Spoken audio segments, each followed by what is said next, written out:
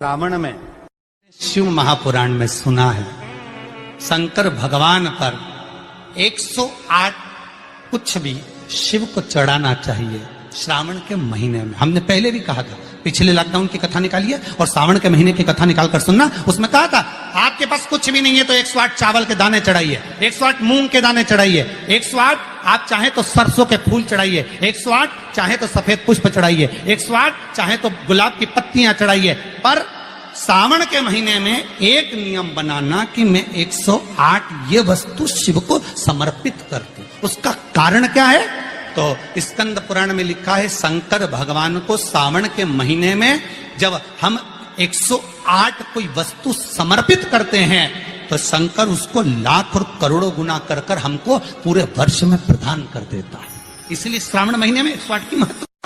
पहला दिन एक बेलपत्र शिव को अपनी मनोकामना कर कर रोग धोग बीमारी तकलीफ कष्ट दूर करने के लिए शंकर के शिवलिंग पर अगर हम बन सके तो मंदिर में, आप लोग तो यहाँ हैं तो देवाधिदेव महादेव कंकर शंकर को चढ़ाओ। और अगर बेलपत्र नहीं हो तो बेलपत्र जो चढ़ी हुई हो उसी को धोकर वापिस चढ़ाओ। श्रावण के महीने में किसी भी एक सोमवार को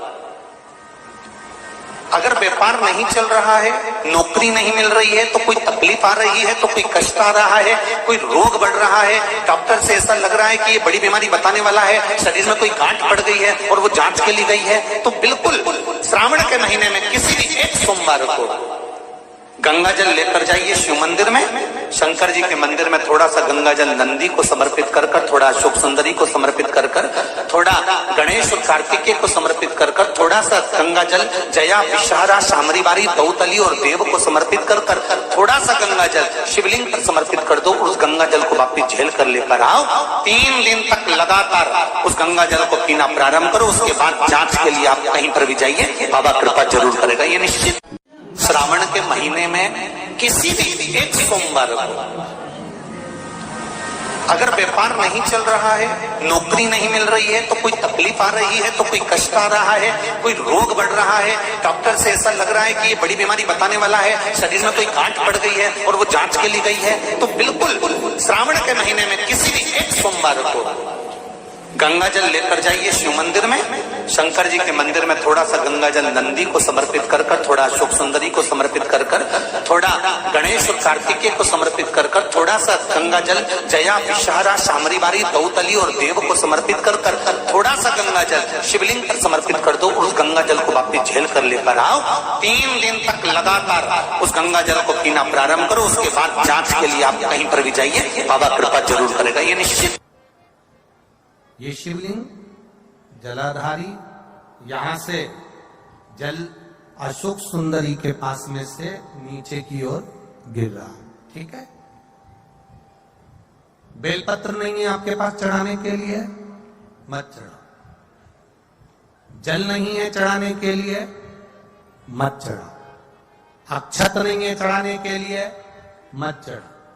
पुष्प नहीं है शिव जी को चढ़ाने के लिए, मत चढ़ाओ।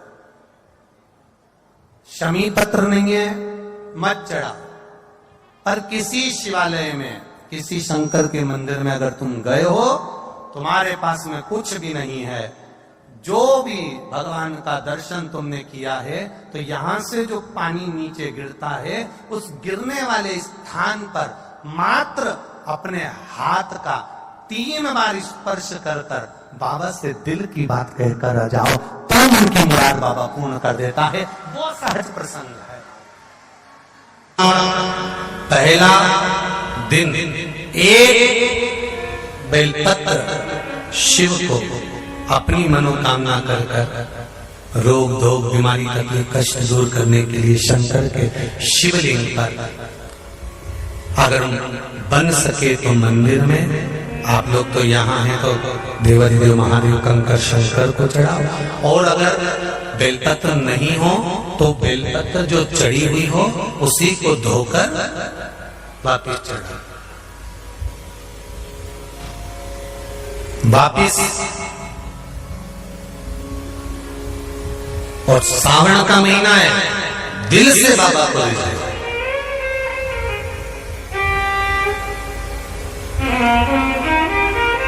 हम धर्म करने के चक्कर में, परमात्मा के भजन के चक्कर में किसी का अपमान ना करें। इसका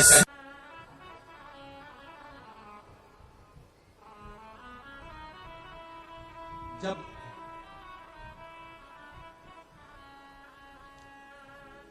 सारी दुनिया की ठोकर खा लो,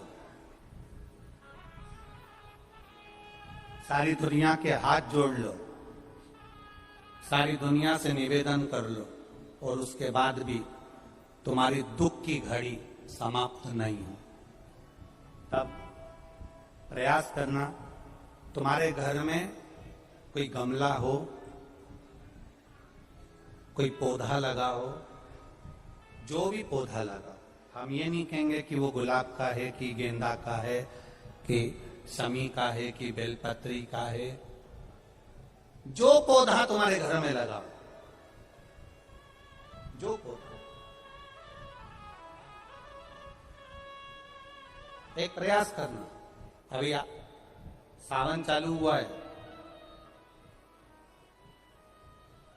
अगर तुम्हें लगता है कि मेरी दुख का समय समाप्त नहीं हो रहा, मेरी दुख की घड़ी समाप्त नहीं हो रही, तो घर में रहने वाले जितने लोग आस्था चैनल पर कथा सुन रहे हैं, जितने फेसबुक यूट्यूब पर कथा सुन रहे हैं, और जितने पुष्कर राज की इस पावन धरा पर बैठकर कथा सुन रहे हैं, उनसे निवेदन करेंगे, श्रावण 2 सावन अब की बार हैं, एक अधिक मास का भी पड़ेगा और एक श्रावण ये पड़ेगा।